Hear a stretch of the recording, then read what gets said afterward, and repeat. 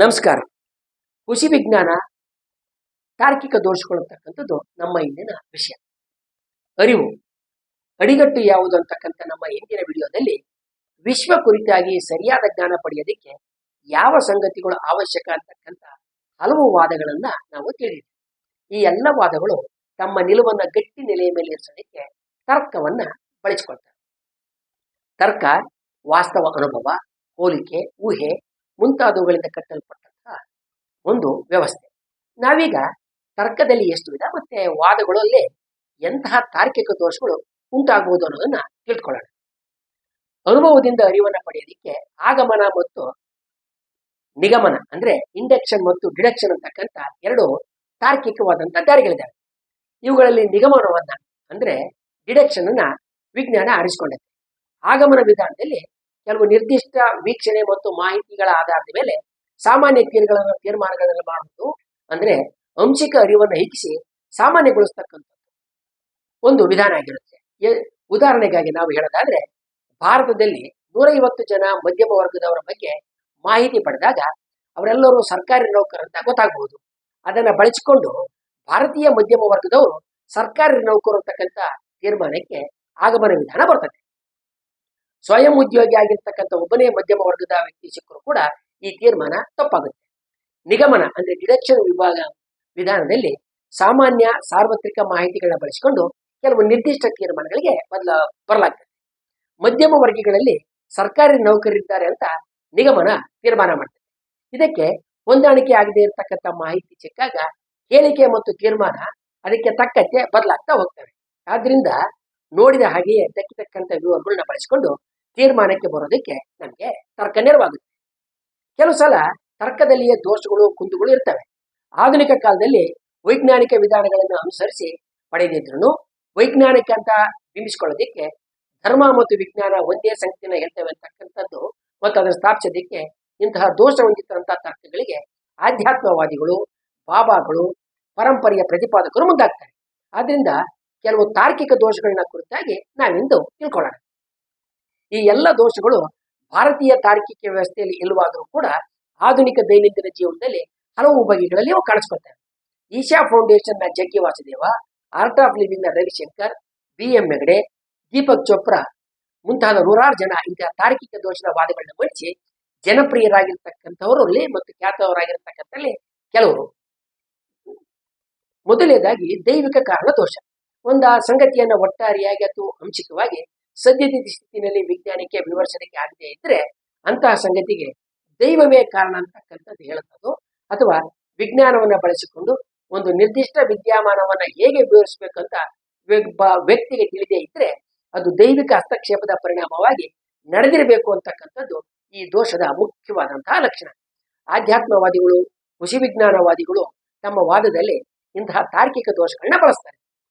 ವಿಜ್ಞಾನ ಎಡಬಿಡದೆ ನೈಸರ್ಗಿಕ ತತ್ವಗಳನ್ನ ಅರ್ಥ ಮಾಡ್ಕೊಳ್ಳೋದಕ್ಕೆ ಹೆಣಗೋದ್ರಿಂದ ಕೆಲವು ಸಂಗತಿಗಳಿಗೆ ನೈಸರ್ಗಿಕ ಕಾರಣಗಳು ಹಾಗೂ ವಿವರಣೆಗಳು ದಕ್ಕಿದ ನಂತರ ಕೂಡ ದೈವಿಕ ಕಾರಣವನ್ನ ಮುಂದೋಡ್ತಕ್ಕಂಥದ್ದು ಸಾಮಾನ್ಯವಾದಂತಹ ಸಂಗತಿಯಾಗಿದೆ. ಇಲ್ಲಿ ಒಂದು ಸಂಗತಿಯ ಬಗ್ಗೆ ವಸ್ತುನಿಷ್ಠವಾಗಿ ಇತರರಿಗೆ ಏನೂ ಗೊತ್ತು ಅನ್ನೋದಕ್ಕಿಂತ ವ್ಯಕ್ತಿ ಆ ಬಗ್ಗೆ ಯಾವ ನಂಬಿಕೆ ಹೊಂದಿದ್ದಾನೆ ಅಂತಕ್ಕಂಥದ್ದು ಮೇಲ್ಗೈನ ಸಾಚಿರುತ್ತೆ. ಧಾರ್ಮಿಕ ಪವಿತ್ರ ಗ್ರಂಥಗಳಲ್ಲಿ ಹೇಳಿರೋದು ಎಲ್ಲವುದು ಸತ್ಯ, ಅದರಲ್ಲಿ ಈ ಸಂಗತಿ ಕುರಿತಾಗಿ ಹೀಗೆ ಹೇಳಿಲ್ಲ, ಆದ್ರಿಂದ ಅದನ್ನು ಒಪ್ಪೋದಿಲ್ಲ ಅಂತಕ್ಕಂಥದ್ದು ಈ ದೋಷದ ಮುಂದುವರೆದ ಭಾಗ ಆಗಿರುತ್ತೆ. ವರ್ತಲವಾದದ್ದು ದೋಷ. ಒಂದು ಹೇಳಿಕೆಯನ್ನ ಬಳಸಿ ಎರಡನೇ ಹೇಳಿಕೆ ಅಥವಾ ಸಂಗತಿ ಸತ್ಯ ಅಂತ ಹೇಳ್ತಕ್ಕಂಥದ್ದು, ಎರಡನೇ ಹೇಳಿಕೆಯನ್ನ ಬಳಸಿ ಮೊದಲನೇ ಹೇಳಿಕೆ ಸತ್ಯ ಅಂತ ವಾದ ಮಾಡ್ತಕ್ಕಂಥದ್ದು. ವೇದಗಳು ಭಗವಂತನಿಂದ ಬಂದಿದ್ದಾವೆ, ಆದ್ರಿಂದ ಅವು ಸತ್ಯ. ವೇದಗಳು ಭಗವಂತ ಸತ್ಯ ಅಂತಿರ್ತವೆ, ಆದ್ರಿಂದ ಭಗವಂತ ಸತ್ಯ. ಆತ ಹೇಳೋದನ್ನು ನಾವು ನಿಜ ಅಂತ ನಂಬ್ತೇವೆ, ಆತ ನಿಜವನ್ನೇ ಹೇಳ್ತಾನೆ. ಈ ತರದ ತರ್ಕ ಸರಣಿ. ಮೂರನೇದು ಸಂದೇಶಗಾರನ ಮೇಲೆ ದಾಳಿ ದೋಷ ಅಂತಕ್ಕಂಥದ್ದು. ಒಂದು ವಿಚಾರವನ್ನ ಪುರಾವೆ ತರ್ಕಬದ್ಧ ಮಂಡನೆಗಳ ಮೂಲಕ ಎದುರಿಸೋದ್ರ ಬದಲು ವಾದವನ್ನ ಮಂಡಿಸಿದವರನ್ನ ವೈಯಕ್ತಿಕವಾಗಿ ಹೇಳ್ತಕ್ಕಂಥದ್ದು, ಹೀಗಳಿತಕ್ಕಂಥದ್ದು, ವಾದದ ವಿಷಯಕ್ಕೆ ಸಂಬಂಧಪಡದೇ ಇರತಕ್ಕಂಥ ಇತರ ವಿಷಯಗಳನ್ನ ಹೇಳತಂದು ದಾಳಿ ಮಾಡೋದಕ್ಕೆ ಪ್ರಯತ್ನ ಮಾಡ್ತಕ್ಕಂಥದ್ದು, ಸಂದೇಶದ ಬದಲು ಸಂದೇಶಕಾರನ ಮೇಲೆ ದಾಳಿ ಮಾಡ್ತಕ್ಕಂಥದ್ದು ಈ ದೋಷದ ಮುಖ್ಯ ಲಕ್ಷಣ. ಅಧಿಕಾರವಾಣಿಯ ದೋಷ. ಪವಿತ್ರ ಗ್ರಂಥಗಳು, ಗುರುಗಳು, ಹಿರಿಯರು ಹೇಳೋದೇ ಕೊನೆ ಅಂತ ಅಧಿಕಾರವನ್ನು ಚಲಾಯಿಸೋದು, ಅಧಿಕಾರವಾಣಿಗೆ ಯಾವುದೇ ಪುರಾವೆಗಳನ್ನು ಒದಗಿಸ್ತಕ್ಕಂಥ ಅವಶ್ಯಕತೆ ಇಲ್ಲ ಅಂತ ನಂಬತಕ್ಕಂಥದ್ದು ಮತ್ತು ಒಪ್ತಕ್ಕಂಥದ್ದು, ಅದನ್ನ ಇತರರ ಮೇಲೆ ಹೇರ್ತಕ್ಕಂಥದ್ದು, ಅನುಮಾನಿಸ್ತಕ್ಕಂಥದ್ದು. ವಾದವನ್ನು ತರ್ಕಬದ್ಧವಾಗಿ ಎದುರಿಸೋದ್ರ ಬದಲು ಪ್ರಶ್ನಿಸುವುದು ಸಲ್ಲದು. ಎದುರು ಸವಾಲು ಹಾಕ್ತಕ್ಕಂಥ ಯಾವ ಯೋಗ್ಯತೆ ನಿನಗಿದೆ ಅಂತ ದಾಳಿ ಮಾಡ್ತಕ್ಕಂಥದ್ದು. ದಂಡನೆಯ ಬೆದರಿಕೆಯ ದೋಷ. ಒಳ್ಳೆಯದಕ್ಕೆ ಸತ್ಫಲ, ಕೆಟ್ಟದ್ದಕ್ಕೆ ಶಿಕ್ಷೆಗಾಗಿದೆ. ಇಲ್ಲದಿದ್ರೆ ಜಗತ್ತೇ ಅರಾಜಕವಾಗುತ್ತೆ. ಪ್ರಶ್ನೆ ಮಾಡುವುದು ಒಂದು ಮಿತಿಯನ್ನು ದಾಟತಕ್ಕಂಥದ್ದು ಸಲ್ಲದು. ಪ್ರಶ್ನೆ ಮಾಡುವವರನ್ನ, ವಾದಕ್ಕೆ ಮುಂದಾಗುವವರನ್ನ ಹತೋಟಿಯಲ್ಲಿ ಹಿಡಿದೇ ಇದ್ರೆ ಸಮಾಜದಲ್ಲಿ ಅಂತವರಿಯ ತುಂಬಿ ಅದರ ತಾಳ ತಪ್ಪುತ್ತೆ ಅಂತಕ್ಕಂಥದ್ದು ಈ ದೋಷದ ಮುಖ್ಯ ಲಕ್ಷಣ. ಗುಂಪು ಗುಳಿತನದ ದೋಷ. ಜನ ಒಪ್ತಾರೆ, ಬಹಳ ಜನ ಅದನ್ನ ಹಿಂಬಾಲಿಸ್ತಾರೆ, ಆದ್ರಿಂದ ಅದು ಸರಿ ಇರಬೇಕು, ಸತ್ಯ ಇರಬೇಕು ಅಂತಕ್ಕಂಥದ್ದು ಈ ದೋಷದ ಮುಖ್ಯವಾದಂತ ಲಕ್ಷಣ. ಕೊರತೆ ಮತ್ತು ಅವಲಂಬನೆಯ ದೋಷ. ತಪ್ಪು ಅಂತ ತೋರಿಸದೇ ಇರೋದೆಲ್ಲವೂ ಸರಿ ಮತ್ತು ನಿಜ, ಸರಿ ಎಂದು ತೋರಿಸದೇ ಇರೋದೆಲ್ಲ ತಪ್ಪು ಮತ್ತು ಸುಳ್ಳು ಅಂತಕ್ಕಂಥ ಇದರದ ಮುಖ್ಯವಾದಂತ ಅಡಿಗಟ್ಟಾಗಿದೆ. ವಿಶೇಷವಾದಂತ ಮನವಿ ದೋಷ. ಸಂಗತಿಯೊಂತರ ಕಾರಣ ತಿಳಿದೇ ಇದ್ದಾಗ ಭಗವಂತನೊಬ್ಬನೇ ಬಲ್ಲ ಅಂತ ವಾದವನ್ನ ಹೊರೆ ಮಾಡ್ತಕ್ಕಂಥದ್ದು ಇದರ ಲಕ್ಷಣ. ಊಹೆಗಳ ದೋಷ. ಉತ್ತರಗಳನ್ನ ಊಹೆ ಮಾಡ್ತಕ್ಕಂಥದ್ದು. ಪುರಾವೆಗಳು ಇಲ್ಲದೆ ಇದ್ರೂ ಕೂಡ ಇಂತಹ ಕಾರಣದಿಂದ ಹೀಗಾಯಿತು ಅಂತ ಹೇಳೋದು. ಅನುಕೂಲಕರವಾದಂತ ಆಯ್ಕೆಯ ದೋಷ. ಒಂದು ಘಟನೆಯಿಂದ ಹಲವು ಪರಿಣಾಮಗಳು ಉಂಟಾಗ್ತಾ ಇದ್ದಾಗ ಅನುಕೂಲಕರವಾದಂತದ್ದನ್ನ ಎತ್ತಿ ಹಿಡ್ಕೊಂಡು ಅನಾನುಕೂಲ ಆಗಿರ್ತಕ್ಕಂಥದ್ದನ್ನ ಚಾಪೆಗಳಿಗೆ ಸರಿಸ್ತಕ್ಕಂಥದ್ದು.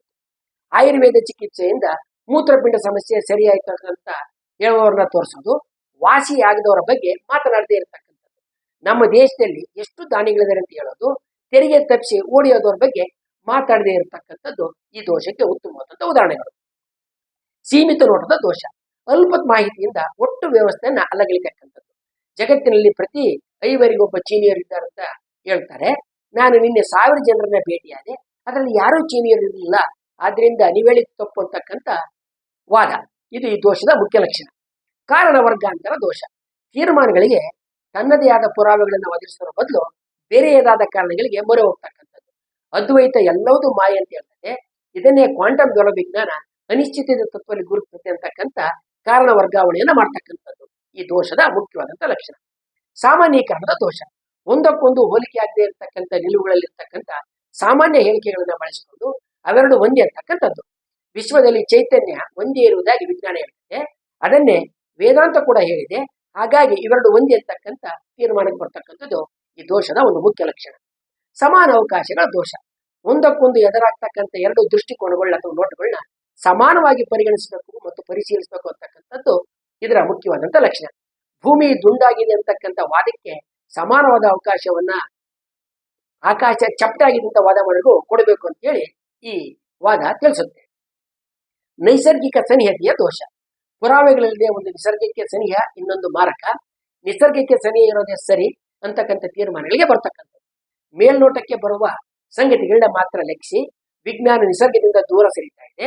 ಆದ್ರಿಂದ ಸಹಜ ಪಾರಂಪರಿಕವಾದ ವಿಧಾನಗಳಿಗೆ ಮೊರೆ ಹೋಗಬೇಕು. ಆರೋಗ್ಯಕರವಾದದ್ದೆಲ್ಲವುದು ಸಹಜ ನೈಸರ್ಗಿಕ, ಅನಾರೋಗ್ಯವಾದಂತೆಲ್ಲವುದು ಅಸಹಜ, ನೈಸರ್ಗಿಕವಾಗಿ ಸಿಗುವುದೆಲ್ಲವುದು ಪ್ರೇರಕ, ಕೃತಕವಾದ್ದೆಲ್ಲವೂ ಮಾರಕ ಅಂತಕ್ಕಂಥದ್ದು ಈ ವಾದದ ಮುಖ್ಯ ಲಕ್ಷಣ. ಅಸಮ ಹೋಲಿಕೆಗಳ ದೋಷ. ಸಂಗತಿಗಳನ್ನ ಹೋಲಿಸೋದಕ್ಕೆ ಯಾವುದೇ ಅಳತೆಗೋಲು ಇಲ್ಲದೆ ಇರತಕ್ಕಂಥದ್ದು. ಹಿಂದೆ ಜನ ಸುಖವಾಗಿದ್ರು, ರೋಗ ರುಜಿನಗಳಿಂದ ದೂರವಿದ್ರು, ಈಗ ಆಸ್ಪತ್ರೆಗಳ ಮುಂದೆ ಸರತಿ ಸಾಲು ಕಾಣಿಸ್ತಾ ಇದೆ ಅಂತಕ್ಕಂಥ ಹೋಲಿಕೆಗಳು. ಸಂಚು ಆರೋಪದ ದೋಷ. ವ್ಯವಸ್ಥೆ ಸತ್ಯ ಹೊರಬರದಂತೆ ಮಾಡೋದಕ್ಕೆ ಪುರಾವೆಗಳನ್ನ ಕೇಳುವ ಸಂಚನ ಹುಡ್ತಾ ಇದೆ. ಕ್ಯಾನ್ಸರ್ಗೆ ಸಂಪೂರ್ಣವಾದ ಚಿಕಿತ್ಸೆ ಬಲ್ಲದು, ಆದ್ರೂ ಕೂಡ ಆಧುನಿಕ ವೈದ್ಯಕೀಯದ ಕಾರ್ಪೊರೇಟ್ ವಲಯ ಅದನ್ನ ಹತ್ತಿಕ್ತಾ ಇದೆ, ಮರೆಮಾಚ್ತಾ ಇದೆ ಅಂತಕ್ಕಂಥದ್ದು ಈ ವಾದದ ಒಂದು ರೀತಿಯ ದೋಷ. ಕಾರ್ಪೊರೇಟ್ ಕಂಪನಿಗೆ ನೆರವಿಗೆ ಮುಂದೆ ಬಂದ್ರೆ ಅದು ದುರುದ್ದೇಶದಿಂದ ಕೂಡಿದೆ, ಗೊತ್ತಿರುವ ಸಂಗತಿಯನ್ನ ಹಣ ಮಾಡೋದಿಕ್ಕೆ ಬಿಡ್ಲಾರೆ ಅಂತ ವಾದಿಸ್ತಕ್ಕಂಥದ್ದು ಈ ತರದ ವಾದದ ಒಂದು ಮುಖ್ಯವಾದ ಲಕ್ಷಣ. ಹೀಗೆ ಹಲವಾರು ಬಗೆಯ ತಾರ್ಕಿಕ ದೋಷಗಳಿರ್ತಕ್ಕಂಥ ವಾದಗಳನ್ನ ಬಳಸಿ ಹುಸಿ ವಿಜ್ಞಾನಕ್ಕೆ ಸಮರ್ಥನೆಯನ್ನು ಒದಗಿಸಲಾಗ್ತಾ ಇದೆ. ನಾವು ಮುಂದಿನ ವಿಡಿಯೋಗಳಲ್ಲಿ ಹುಸಿ ವಿಜ್ಞಾನ ಕುರಿತು ಚರ್ಚೆ ಮಾಡಬೇಕಾದ್ರೆ ಅದು ಯಾವ ತಾರ್ಕಿಕ ದೋಷಗಳನ್ನ ಬಳಸ್ಕೊಳ್ತಾ ಇದೆ ಅನ್ನೋದನ್ನ ತಿಳ್ಕೊಳ್ಳೋಣ. ವಂದನೆಗಳೊಂದಿಗೆ.